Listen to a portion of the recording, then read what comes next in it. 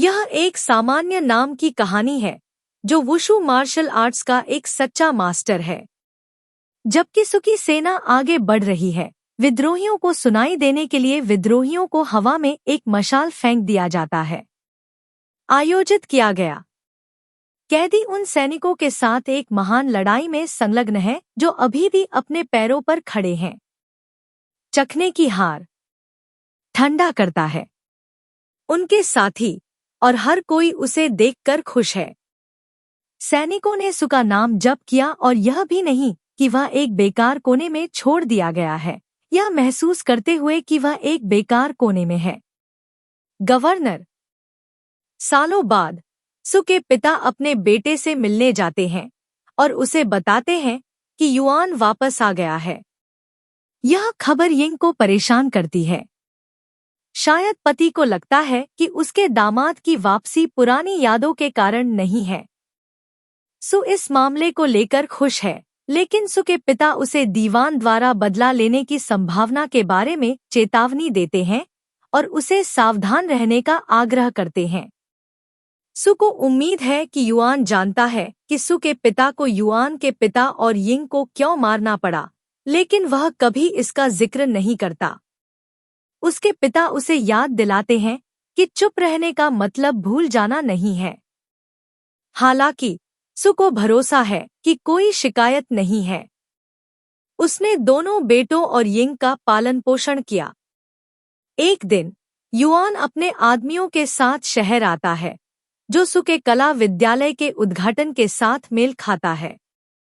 सु को अपने मेहमानों को प्राप्त करते हुए युआन सु के घर में घुस जाता है। एन के लोगों ने इस जगह पर कब्जा कर लिया है। वह हर जगह बिखरी हुई लाशों को अपने पिता की लाश भी शामिल करता है।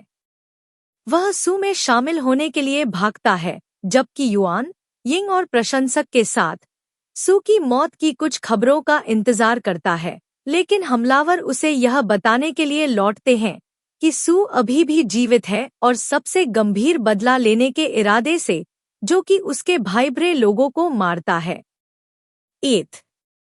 यह स्पष्ट है कि व्यामोह उसका जीवन का तरीका है। आसानी से उसे बचाने के लिए, और वे दोनों एक पेड़ के ट्रंक से चिपक जाते हैं जो चमत्कारिक रूप से तैरता है। वह उनकी मदद करने और उसे अपने घर ले जाने का सुझाव देती है। जब बाकी लोग जागते हैं तो डॉक्टर न्यू उन्हें समझाता है कि उसके नाम पर अभी भी जहर के निशान हैं, लेकिन उसकी शारीरिक सहनशक्ति ने उसे बचा लिया है। अगर वह कमजोर होता तो अब तक जमीन के नीचे पड़ा होता। डॉक्टर बचा हुआ जहरीला पदार्थ निकालना शुरू करता है। इस बीच यिंग बताती है कि डॉक्टर जरूरतमंदों की मदद के लिए शराब बनाती है और उसे बेचती है, और वह खुद भी उसमें उसका साथ देती है। डॉक्टर चला जाता है और सु को पता चलता है कि उसका हाथ ठीक से काम नहीं कर रहा है। यिंग उसे बताती है कि जहर की वजह से उसकी नसें बुरी तरह क्षतिग्रस्त हो गई हैं और उसे ठीक होने में काफी समय लगेगा। सु निराश महसूस करता है क्योंकि वह खुद को युआन की पकड़ से अपने बेटे फैंग को बचाने में अस्थायी रूप से असमर्थ पाता है। अपना गुस्सा जाहिर करने के लिए वह अपने गुस्से को शांत करने की उम्मीद में शराब की बोतल से चिपक जाता है। जहां तक यिंग की बात है, वह हर चीज के बावजूद उसके प्रति वफादार बनी हुई है।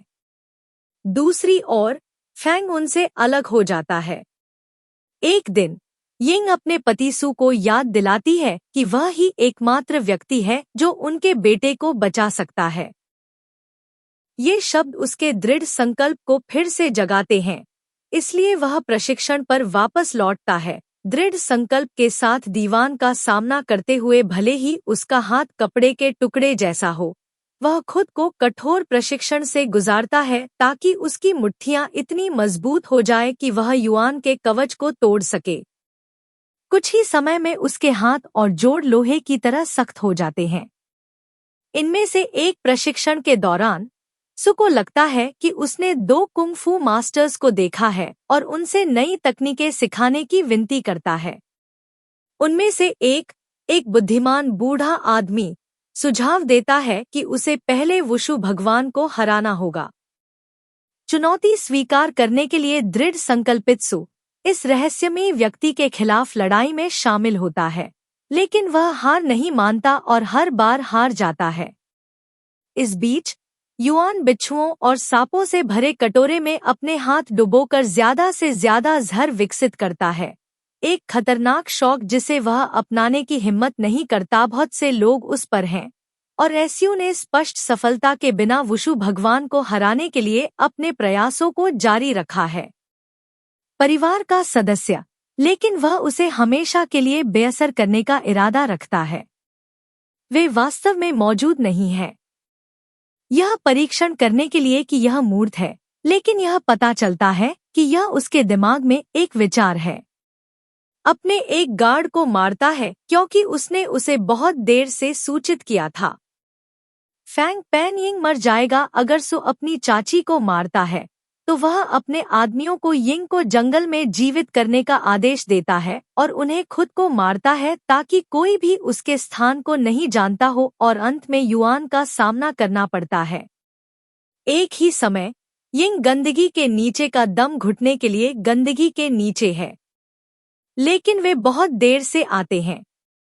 वह किसी भी अन्य स्लीपर की तरह इधर-उधर भटकता है और जब वह उस अवस्था में होता है तो वह विदेशियों को दो लोगों को पीटते हुए देखता है। वुशु संघ के प्रमुख शिक्षक मां उन्हें रोकने की कोशिश करते हुए हस्तक्षेप करते हैं। उन्हें बताया जाता है कि ये विदेशी स्थानीय मार्शल आर्ट मास्टर्स को पैसे के लिए लड़ने के लिए मजबूर करते हैं, फिर वे उन्हें मार देते हैं, भले ही वे आत्मसमर्पण कर दें। विदेशी लड़ाई से विवाद को हल करने का सुझाव देता है और मां इस शर्त पर सहमत होता है कि अगर वह जीत जाता है तो विदेशियों को चले जाना चाहिए और लोगों को शांति से छोड़ना चाहिए। फिर मामा फेंग की ओर मुड़ता है और उसे कुछ पैसे देता है, बिना यह देखे कि सु उसके बगल में है, वही व्यक्ति जिसने उसे पहले उसकी तलवार दी थी। सु एक रेस्तरां में जाता है और पीने के लिए शराब का एक जग पकड़ता है और उसका दुख, एक समुद्र जिसमें वह बिना रुके एक अज्ञात व्यक्ति को शराबी कुंग फू स्टाइल का उपयोग करता है। वह अपने बुरे आंदोलनों को देखने और अज्ञात व्यक्ति के आत्मसमर्पण करने के बाद, जब तक कि वह एक समय के लिए जो कि फायर को छोड़ देता है, बहुत विचलित हो जाता है। वह परवाह नहीं करता है और पीने की कोशिश करता है। अगले दिन क्या होता है उसे कोई फर्क नहीं पड़ता। एक विदेशी, एक चीनी मास्टर जो पहले से ही आत्मसमर्पण कर चुका है, ने दर्शकों को नाराज कर दिया था। उसे आसानी से पकड़ लेता है, लेकिन सु अपने सामान्य जिद के साथ जोर देकर कहा कि वह एक लड़ाई नहीं छोड़ता है।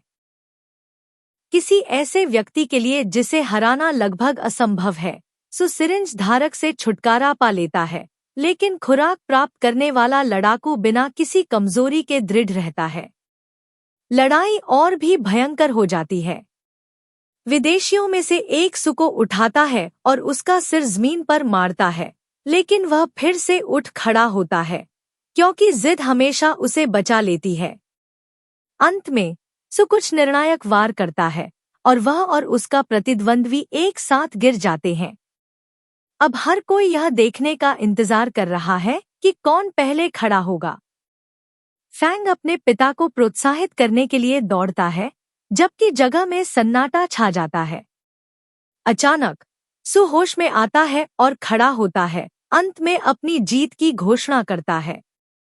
थोड़ी पागलपन के साथ दृढ़ता एक मजबूत मकसद हासिल कर सकती है जो उसके विरोधियों पर काबू पा लेती है, भले ही वह थका हुआ और घायल होकर बाहर आए।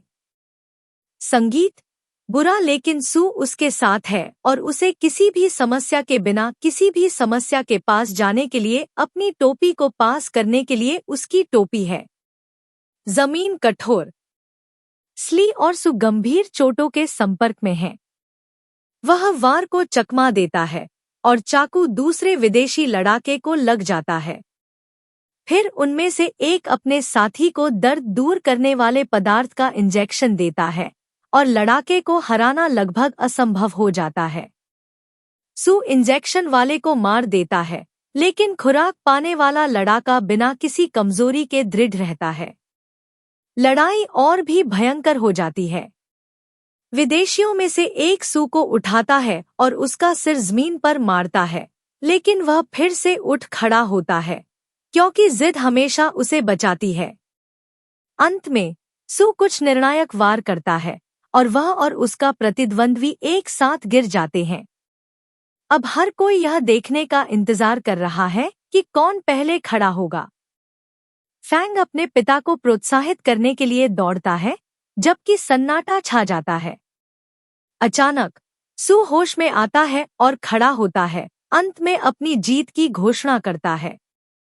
थोड़ी पागलपन के साथ दृढ़ता एक मजबूत ड्राइव प्राप्त कर सकती है जो उसके विरोधियों को हरा देती है, भले ही वह थका हुआ और घायल हो।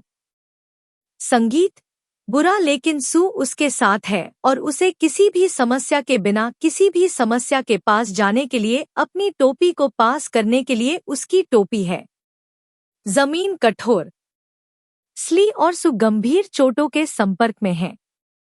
वह वार को चकमा देता है और चाकू दूसरे विदेशी लड़ाके को लग जाता है।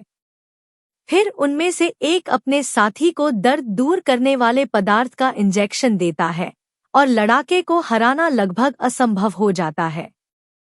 सू इंजेक्शन वाले को मार देता है, लेकिन खुराक पाने वाला लड़ाका बिना किसी कमजोरी के दृढ़ रहता है। लड़ाई और भी भयंकर हो जाती है। विदेशियों में से एक सू को उठाता है और उसका सिर जमीन पर मारता है, लेकिन वह फिर से उठ खड़ा होता है, क्योंकि जिद हमेशा उसे बचाती है। अंत में सू कुछ निर्णायक वार करता है और वह और उसका प्रतिद्वंद्वी एक साथ गिर जाते हैं। अब हर कोई यह देखने का इंतजार कर रहा है कि कौन पहले खड़ा होगा। फैंग अपने पिता को प्रोत्साहित करने के लिए दौड़ता है, जबकि सन्नाटा छा जाता है। अचानक सू होश में आता है और खड़ा होता है, अंत में अपनी जीत की घोषणा करता है। थोड़ी पागलपन के साथ दृढ़ता एक मजबूत ड्राइव प्राप्त कर सकती है जो उसके विरोधियों को हरा देती है, भले ही वह थका हुआ और घायल हो।